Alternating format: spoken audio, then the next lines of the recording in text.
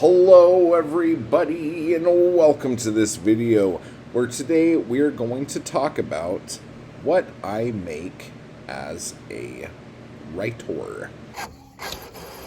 This was a question that was posed in the chat or in the comments. And the question, at first when I read it, I thought it was kind of trolly and kind of dick, but have since had other interactions with the person who left the comment and realized that they probably meant no ill will or anything like that by the comment.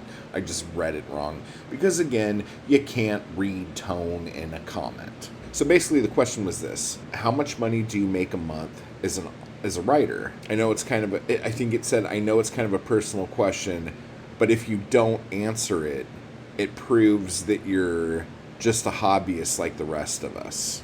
I personally did not like the way that comment was written. It's kind of like a goading way to get somebody to say something or something. I don't know. Like, you guys know how I am. You know how fucking off the handle I get when I get pissed off about something. So somebody trying to, like, have some kind of dick measuring contest with me is gonna fucking piss me off. Okay? But with that said, I understand that the comment probably was not intended that way, and I need to calm the fuck down. And at the end of the day, it's a good fucking question. With that said, I've talked about this numerous times, whether it be on here, in the members streams, or on members videos, or in Anarchy Crew videos, the whole fucking thing. So this isn't breaking new ground by any means, but I figured I would go over it in some sort of detail and at least give a spectrum so people could at least decide if this is something that they want to do. Because I've been realizing lately that the biggest thing here is like the difference between if you're going to be a professional writer or if you're going to be a hobbyist. There's one thing that decides that fact, and it actually doesn't have anything to do with money. The thing it does have to do with is sacrifice. Like, are you willing to live uncomfortably in order to pursue your dreams? Are you willing to make sacrifices that a lot of people won't make to do the things that you want to do? Because right now, I've been talking with some people and interacting with some people who are doing quite well financially, but they aren't living their dream. And that's the thing that keeps them up at night. That's the thing that's driving them crazy. And if she watches this, I hope she doesn't get upset with me for saying this. But we were talking, and she said, you know what, I think maybe next May, maybe I will take a trip to Canada and take a writing workshop. I didn't laugh at her, but I was shocked that, like, okay, you're miserable now, and I'm sure there's 100 fucking writing workshops in your fucking neighborhood, let alone all the ones you could do for free on Zoom. And your answer to your question right now is to fly to fucking Canada to take a fucking writing workshop? Okay, if that's what you want to do. Because, like, I know she has the money to fucking do all this shit whenever the fuck she wants to. I do not make that kind of money. But the thing I do is I'm able to fucking sleep at night when it's not hot as balls. You know? Like, I'm content. I always want more. I always desire more. But I'm content in knowing that I'm not sucking the dick of whatever motherfucker is trying to get rich off of work that I do. And that is the thing that kind of keeps me fucking happy. You know what I'm saying? So let's get into actual numbers and thoughts and all this other shit. Okay, so with my books, this is how we're going to start this thing off. Okay, let me backtrack even further here. I have not had a real job since 2007. And that real job I had was bartending. And some of you might be going, bartending is a completely normal occupation. There's nothing wrong with that. There is nothing wrong with that. And in fact, I enjoyed it quite a bit. But the reason why I don't look at it as an occupation like other occupations is because, like, I was working nights. I didn't have anyone looking over my shoulder. When you are the bartender and you're behind that bar, you're the fucking captain of the ship. And all of the people on the other side of the bar, they're just passengers along for the ride. You know, like, you run that ship. And so it never really felt like a job as other jobs I've had did. Like, I've had jobs where I had to wear shirt and ties. I had to shave, be clean looking. I've been in cubicles. I've been on headsets. I've been in front of people, like customers. I've worn name tags, the whole fucking thing, okay? And when I was bartending, I never felt like that. So that was kind of cool. The problem I had was being around all of these fucking drunk assholes when you're sober is kind of the worst fucking hell anyone could fucking live, okay? You can only hear the same stories over and over again, or the same pickup lines over and over again so many times before you snap. And that's kind of what happened. I started screaming at customers and I had a total meltdown. Whatever. Good times, right? I would say if you want to make money, like good money quickly, this is going to sound stupid. If you want to make good money quickly writing, write screenplays for films that you yourself are going to produce. You don't have to direct them, but produce them, okay? Now, in order for any of this to make sense, you have to be able to hustle and be able to get financing for your films. A lot of writers can't do that. I could do that, and that's what I did in between the years, I don't know, like 2007 to 2013. That was where the majority of my income came from. And I made really good money then. I was bringing in anywhere from $3,000 to $10,000 a month. And maybe one month you wouldn't get any work, but then the next month you would have like 3 or 4 jobs, you know? So, and all that shit adds up. And if you're not spending money like a psychopath, or if you're not married to a fucking lunatic that like orders $200 sushi delivered to the house, you'll do okay, you know? So that's that. I started to have an issue with working with certain producers, and I thought I was going to kill somebody or have a heart attack. So I stepped away from filmmaking for just a little bit. I was going to take a sabbatical, basically. And right when I started taking this sabbatical, the Kindle Gold Rush happened, where like everyone started buying ebooks, and motherfuckers who were writing ebooks were becoming like rich overnight. Okay? And then about a year into that, Amazon's like, oh, we need to change our algorithm.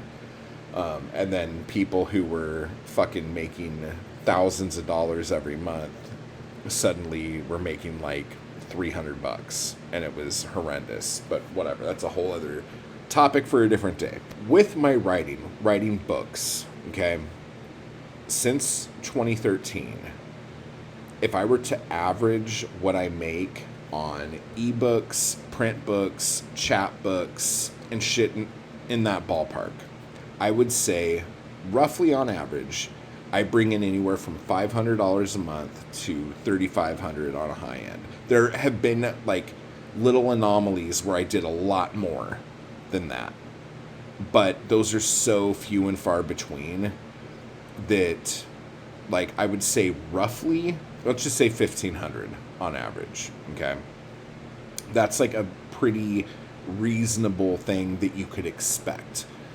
Will some months be better? Of course. Will some months be worse? Every once in a while, yes. And sometimes to a scary fucking degree. Okay? But it does happen. But things always bounce back depending on how you react to what happens. And we'll talk about that in a minute. Now, with that said, again, writing books is not the only writing I do.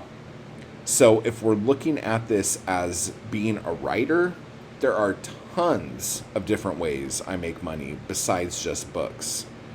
Like, we're talking writing scripts, blog posts, copy, shit like that, sales copy for other people's books, things of that nature, you know? Like, you can make a lot of money writing if you're comfortable doing other shit to let all your shit move. The other thing here is, and I talked about this in the video that this comment came on, and now I can't remember the name of the video. The more you publish, the more money you make.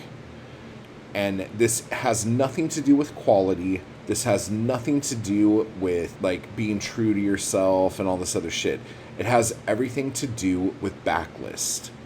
Backlist, backlist, backlist. That is so huge, because if someone reads your book and likes it, if you have links that are like, oh yeah, and you could read this book now that you're done, you'll love it. And then they click on that and then pick up that book. Okay? A lot of times when people buy my books, they buy multiple books. They don't just buy one. Like last night, I had 3 different sales on Etsy where each person who bought books bought over 4 books. One person bought 5, one person bought 6, and I think another person bought 5.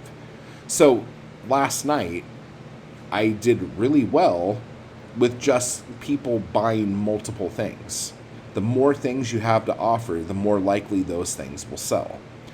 So all these people, and if you're one of these people and you're like going, once I write this one book, everything's going to be good. That's not how it is. You need to have more. And then even if you're in film and like you're like, oh, once I get this one script done, everything will be great.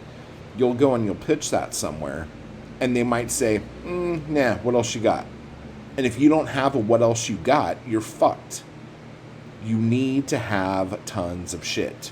And again, this doesn't happen overnight. This is something that grows and grows and grows. But all of these titles are residual income. They just continue to print money. Okay? And I'm not trying to like turn this into like a super capitalistic kind of fucking thing, but the question was, how much money do I make? The other thing about how much money you make is going to depend, because all of this is depending on other things, other factors. If you have a series book, those do better than standalone books, okay? So if you're writing poetry, I would say the best thing to do with that is have your poetry be that series book. So if you're putting your poetry books up on Amazon, have it be a series of poetry and call it whatever you want. Call it like Jimbo's Poetry Life or something, and just stack the books into it like this is the next book in a series. Because if people think they're reading a series, they will get the next book if they like the one they just read. It's just how fucking it is. Okay? So, whenever I do throw one of my series books out, it boosts, the sales for that are good, and then it boosts the sales for the other books in the series. Okay? So you always want to do that if you can, and that will give you a good month. Because again, there are some months that aren't good, and if you have too many months that aren't good, you got to do something, and that's when I will do another series book. I will do a big paperback of some sort, like a higher ticket item, to help boost everything up. Like when you see me and I'm not writing series books, it's because I'm doing okay with the poetry. I love writing poetry. I do like my series books too, and I love all that shit, but I would rather fucking write poetry. So the only time you're gonna see me like go deep into a series book is when the poetry isn't selling as well. And then I'm going to panic and then fucking do something like that. So if you're not seeing a bunch of series stuff coming out for me, it's because the poetry's doing all right, okay? It's making me comfortable, okay, to an extent. What else do I have here? Oh, affiliate links. Because here's another thing. There's a lot of things that you can do with your writing that isn't your writing, but helps your brand, if that makes any sense, okay?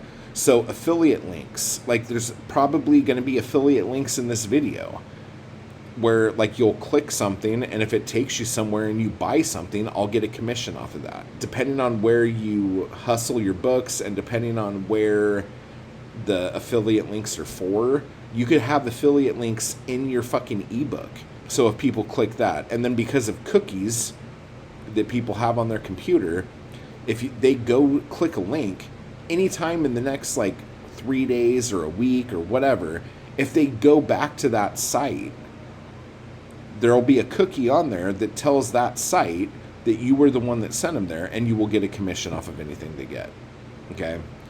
Then you have AdSense, whether it's on YouTube here or on websites that you run or operate. Okay? I run and operate quite a few sites. And the funny thing is, a few of these sites I haven't updated in over a year.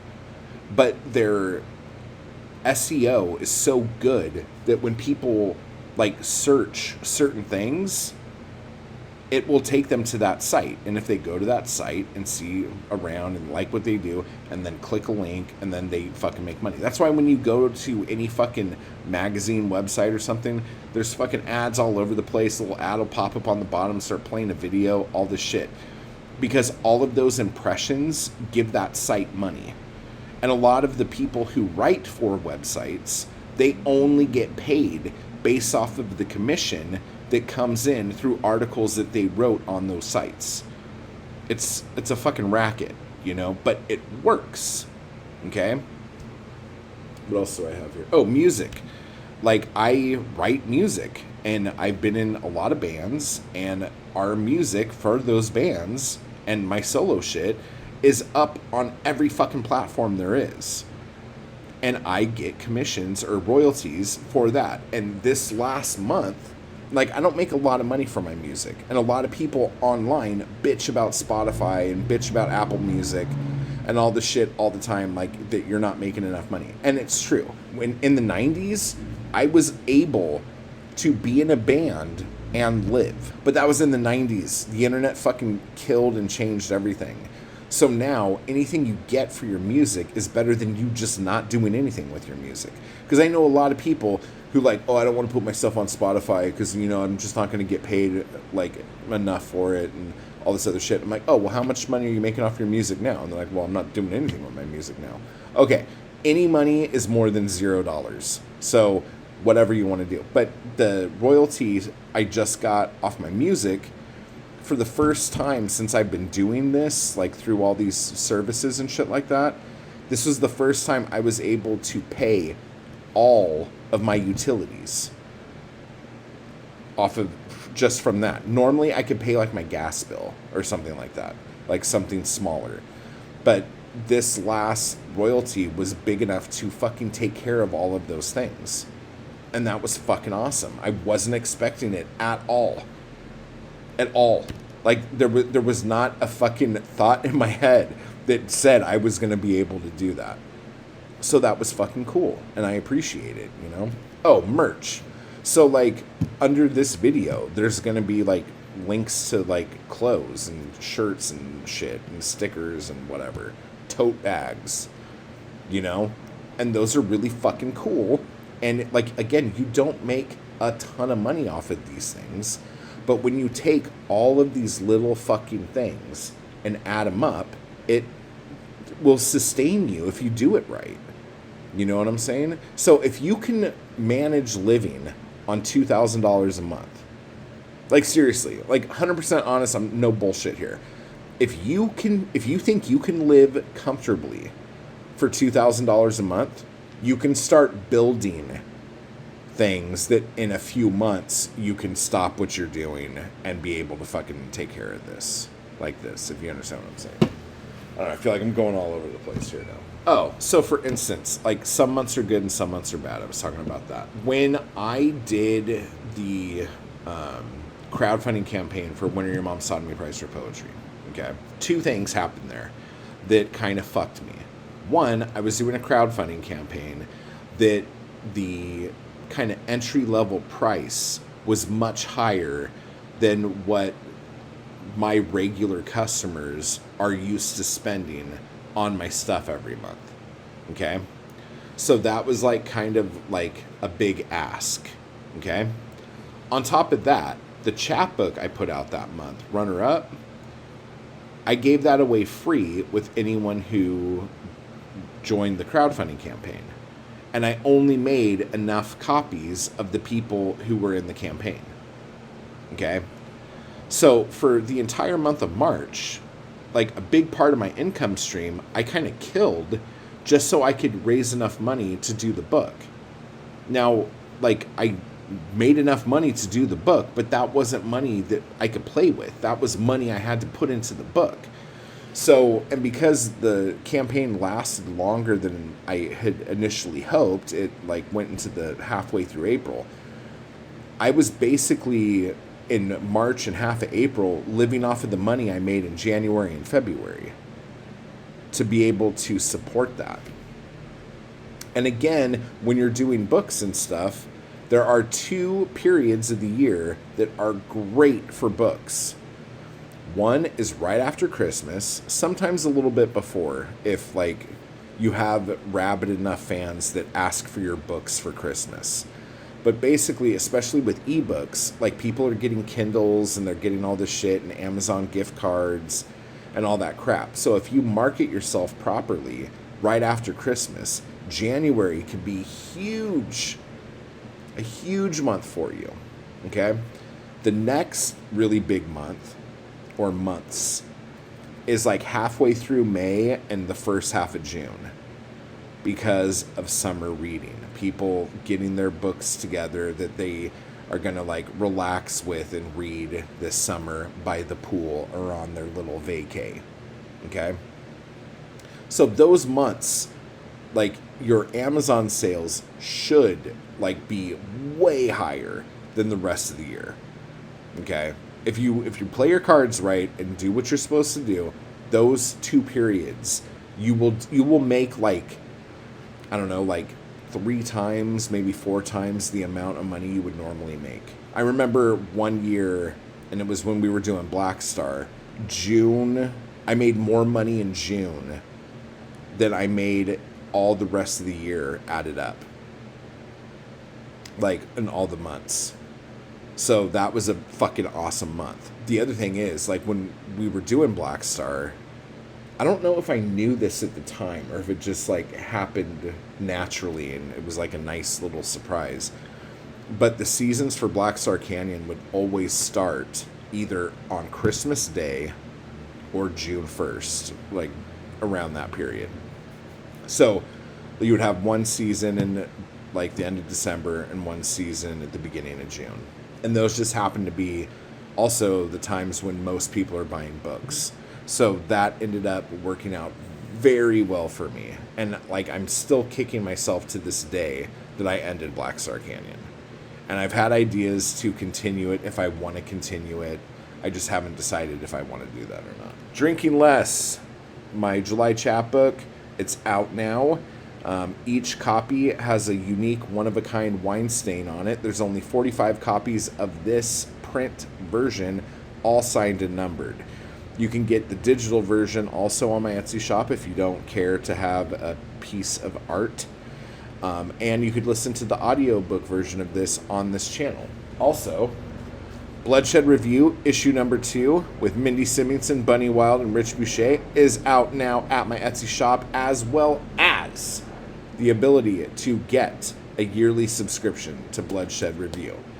You can do that. Links will be down below. And by the time you see this, Blood Rag issue 14 will be out. Bunny Wild's Poet of the Year Blood Rag will be out. Bloodshed Review issue 3 comes out whenever you're watching this, that following weekend.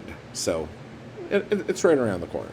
Okay. So hope you enjoyed this. There should be other videos here or here for you to watch that are also writing tips that will help you do you. So until then, guys, type hard, and I will talk to you all later. I just want to give a quick thanks to those people who make these videos possible. Anarchy Crew and my followers on Patreon. I appreciate the hell out of you guys. Thank you so much for keeping me going to keep this content possible. You guys are awesome. And if you'd like to join the crew of the Anarchy Crew, just hit the join button beneath this video. And if you'd like to become a member of my Patreon, you can run over to the link down below to do that as well. Thank you.